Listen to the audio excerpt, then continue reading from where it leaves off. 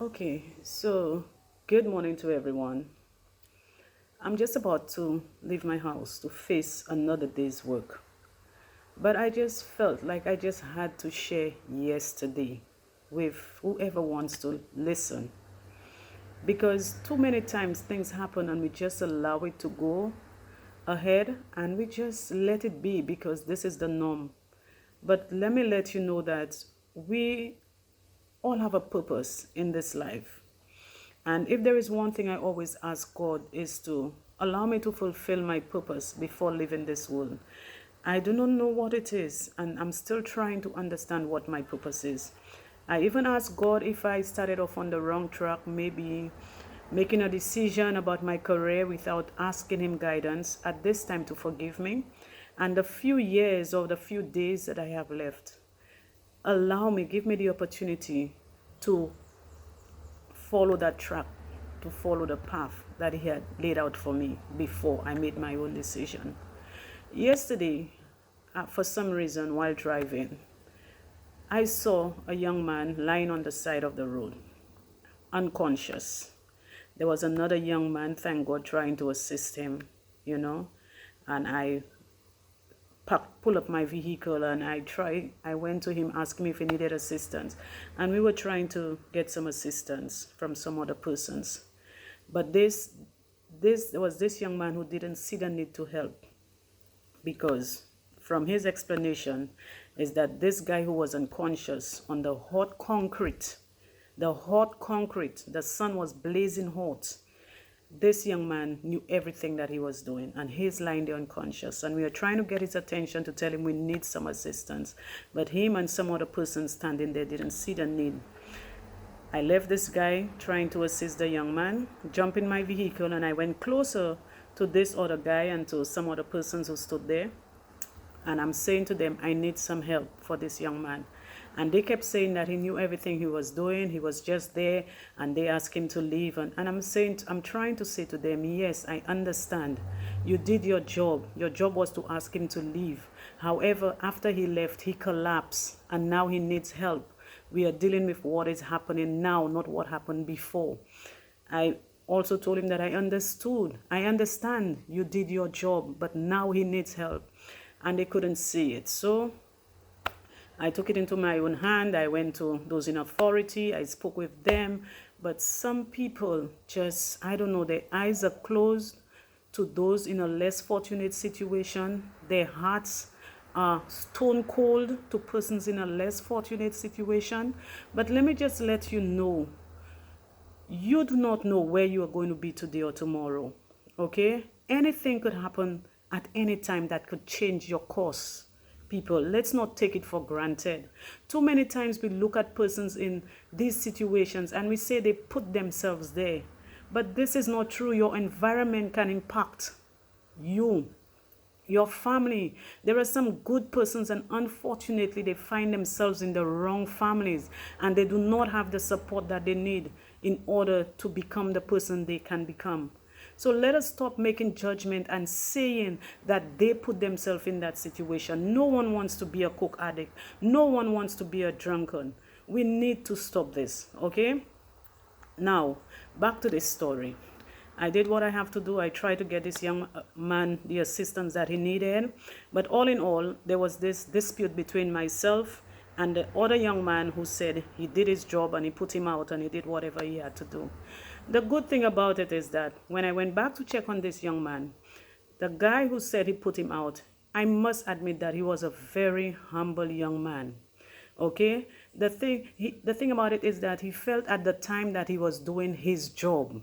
But then I explained to him, I understand you were doing your job. However, you need to realize that there are persons in authority above you. You call and you let them know, this is the situation. I did my job, but this is how it turned out. And what do I do? Where do I go from here? And I spoke with him. All in all, I thank God and I pray God that this young man, he genuinely understood where I was coming from, because I could have seen it in him, the way that he became really humble and said, yes, miss. I tried to explain to him where I was coming from, how do we treat people, because what if, I said to him, what if that was your brother? What if that was your nephew? Would you have liked me to pass him on the side of the road and let him pass away on the hot concrete? What if, brethren? You know, too many times, some of us, as a matter of fact, I think we need to start looking back, because persons may think it's because of my profession as a social worker. No. Before I was called to be a social worker, I was called to be a Christian. And most of us in this world today would say that we are Christians. If people say we are not a Christian, we feel offended. So most of us are Christians, right? And before I became a social worker, I was a Christian. And in Isaiah chapter 1 and verse 17, we are told, learn to do good, seek justice, reprove the ruthless, defend the orphan, plead for the widow. Are we doing that, or do we just allow things to pass and just say, oh, they put themselves in that situation? You know, maybe I feel for people because I could have been one of those persons in a situation walking on the street as a vagrant. It is so easy to go through a depression. And yes, I am not ashamed to let people know that at one point I went through a depression. Thank God for my loving, he's deceased right now, father-in-law that I will always talk about. He was a praying man. He prayed with me. I thank God for my mother-in-law who prayed for me. I had a family who stood by me, and I thank God for that. But it is so easy to go through a depression. So when we see people on the streets, do not be judgmental. People could have looked at me and said it was something that I did wrong, but no. All I did was just push myself too much to gain an education. My husband at the time, his job was made redundant.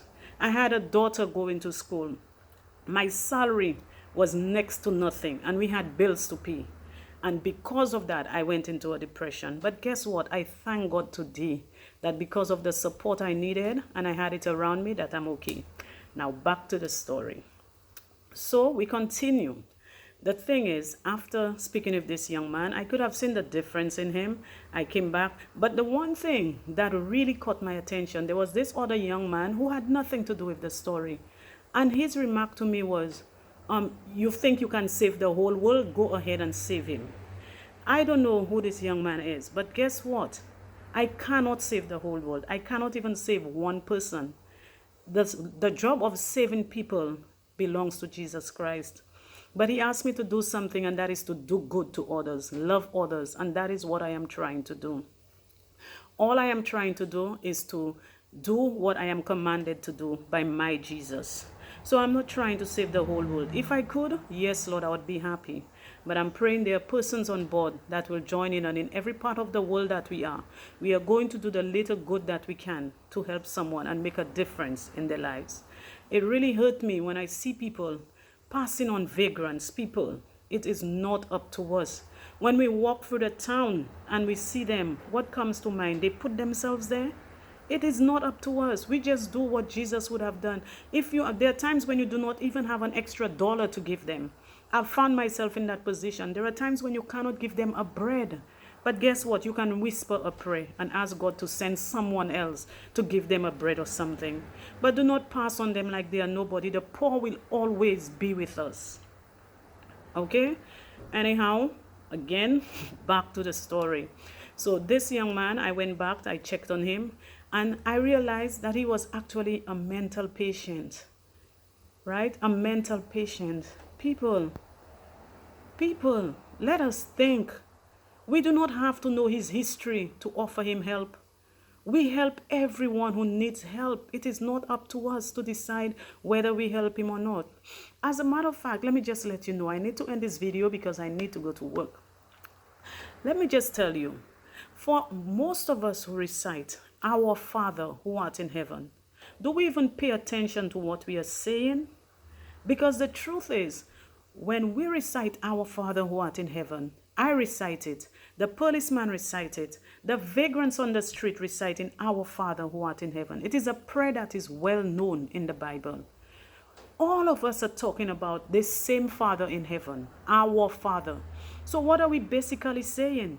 That we are under one umbrella, and everybody that we pass throughout the day somehow is our brother or our sister. Do we ever think about that? If we do not mean what we say, do not recite the prayer. We cannot fool God. We cannot fool God, brethren. All I I would ask is that we continue to look out for each other, reach out for each other. What I do is not because I am a social worker. It is just because we do not know where we are going to be today or tomorrow. I do not know where my brothers are going to be. I would hate to be passing and to see someone treating my brothers, no matter what they have done, to see someone treat them in such a way. You know, I just want to let this young man know, the one that I had a confrontation with, that I have nothing against you. At the time you felt that you were doing your job. However, in doing your job, let us treat people with respect. The poor man, the rich man, the ugly person, the nice person. People, we are just going through this world once. Once. Whatever good that we get to do, let us do it. It really, really hurts me when I see injustice. It hurts really bad to the point that I would lie on my bed nighttime and I cannot sleep properly. Last night I had to ask God, why did you allow me to pass this way and see this young man? Couldn't you have sent somebody else? Because I came home and I kept pondering on how much I could have found myself in trouble because of this situation. But then I said, thank you, Lord, for using me. Forgive me, Father, if I handled it in the wrong way.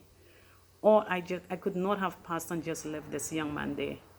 Okay, so let us help one another. Let us remember when we recite the prayer, Our Father, that we are basically saying that everybody falls under his umbrella. He is our Father and we are all brothers and sisters in Christ.